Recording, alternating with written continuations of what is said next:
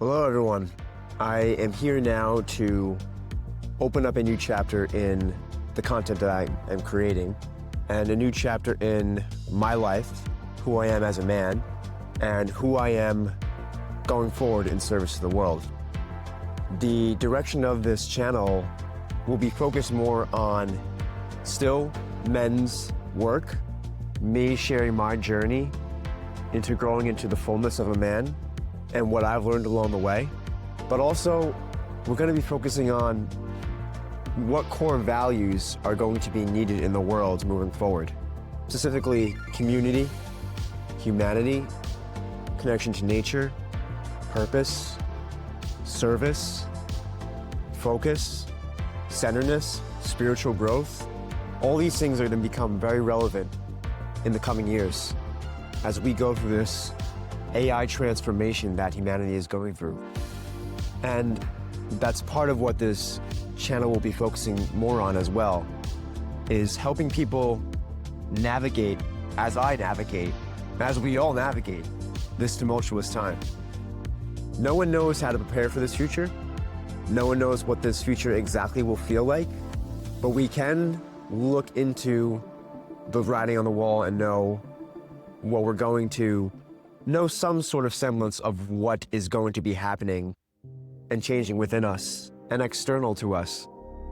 As I dive more and more into artificial intelligence and I look into the future, and the not distant future, mind you, 3 years, 5 years, 10 years, 20 years, it's all very around the corner. No one is ready. I'm not ready. But I know that I'm not ready, and I know that I can surrender to that while I actively try to do my best to prepare for what that future might look like.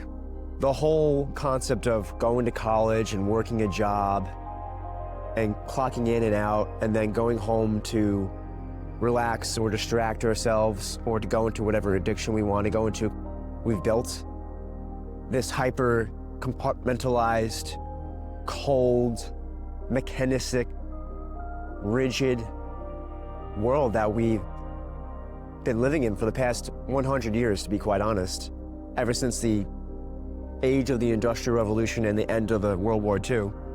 America and the whole West has been focused on, or kind of stuck in, this societal norms. And most people don't live from the heart. They don't do what they enjoy, what brings them joy. They don't have the time freedom, the financial freedom, the connection to nature, the connection to themselves, to live truly deeply and with purpose. And the good thing about the AI revolution, one of the good things among many other bad things, is going to be an uprooting of that paradigm and the beginning of a new paradigm.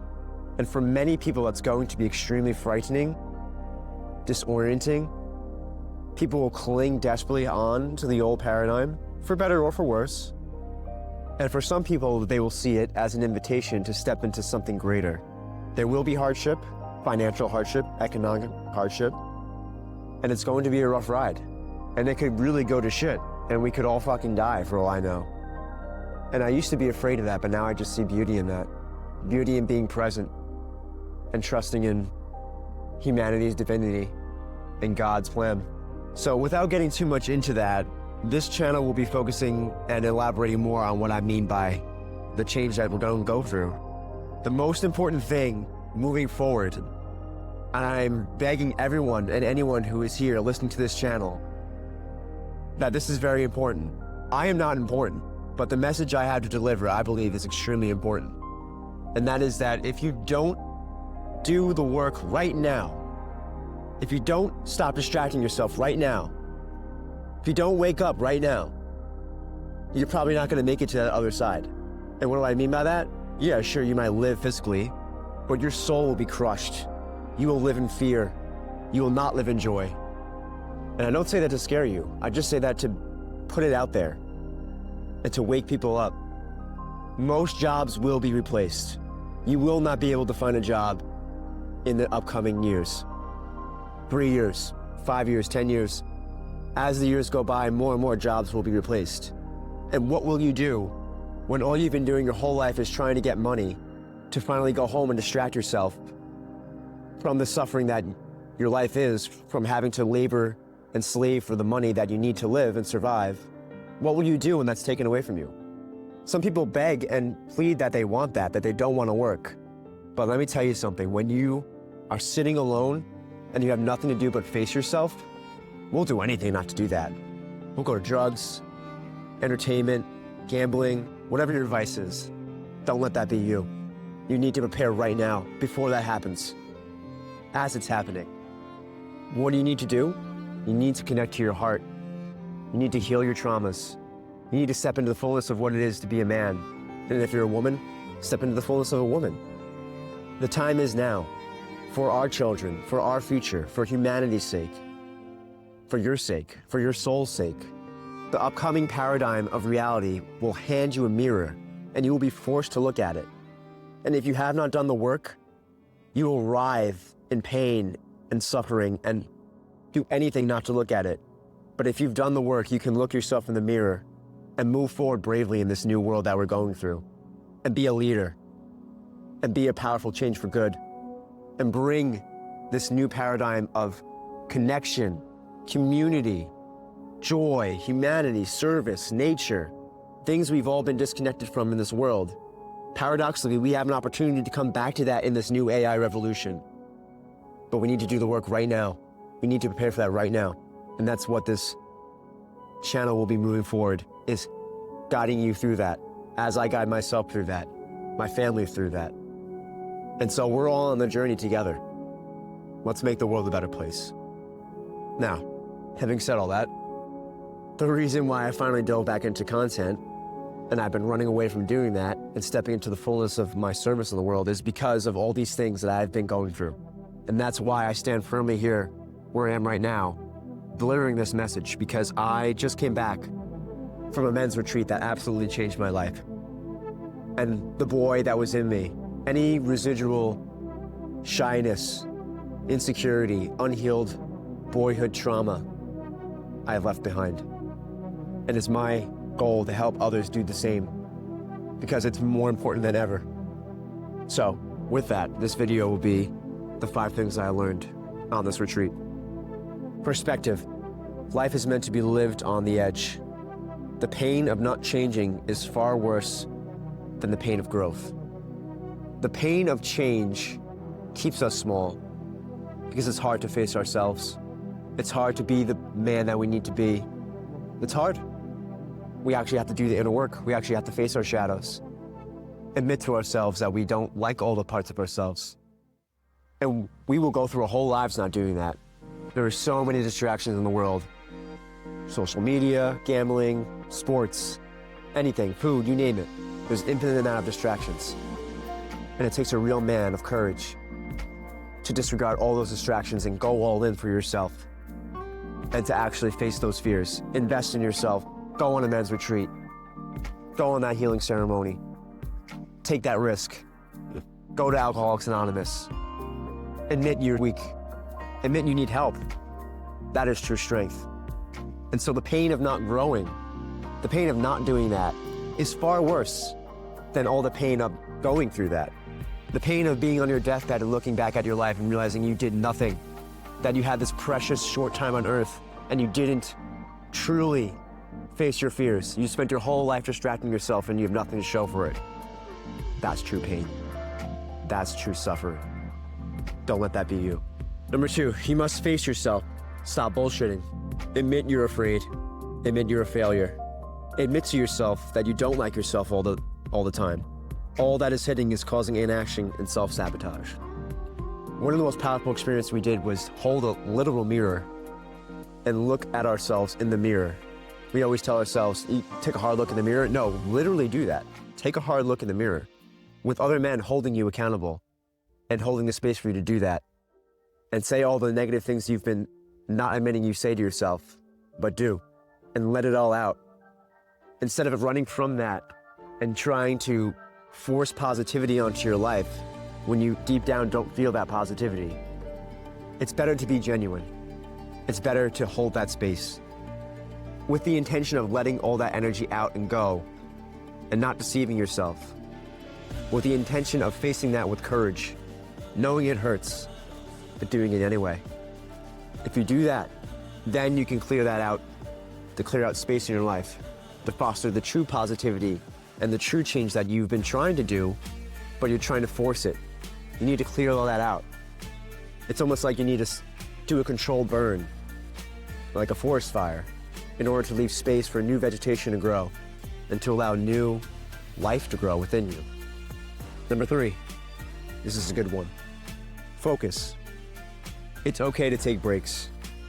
Your mindset is determined by occasionally looking ahead, occasionally stopping, never looking back. Lean into the rhythm and be present.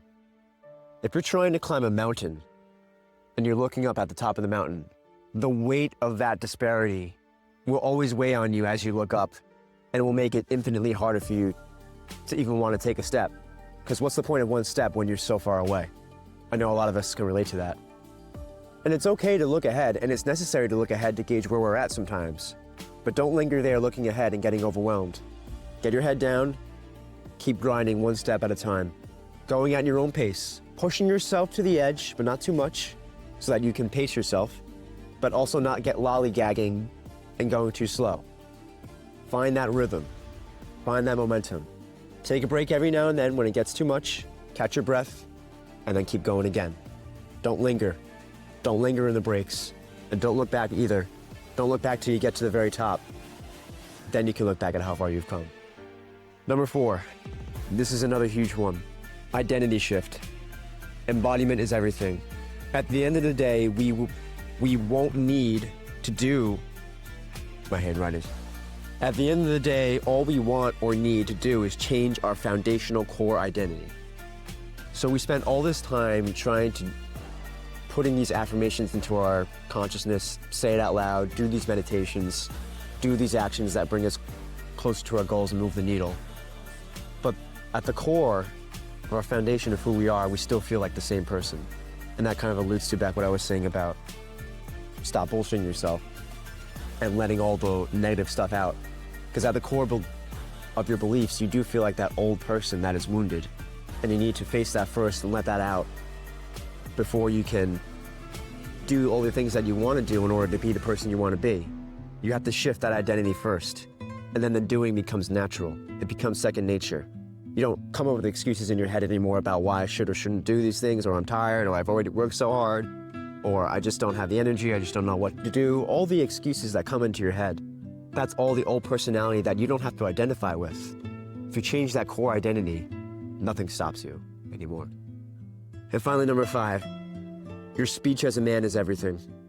Always say what you mean. Take your time with words and look your audience in the eyes. So many filler words in our speech, like, like. It's because we're uncomfortable and not confident in who we are and what we have to say.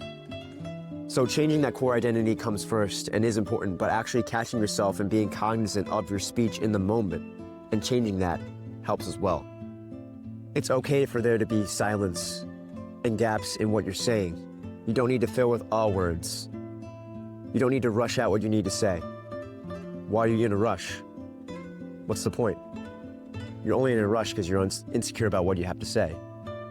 And you feel like audience is looking at you and you feel weird and you feel unconfident and you don't feel safe in an audience looking at you and seeing you because you don't feel safe at looking at yourself. So it shows up in your speech. So if you can change your speech, it actually cues your subconscious to become that new identity. So slow your speech down, be more deliberate with your words, more careful with your choice of words, and your words will have far more weight, and people will respect you far more for it, and they will see that energy that comes from you, the energy of certainty.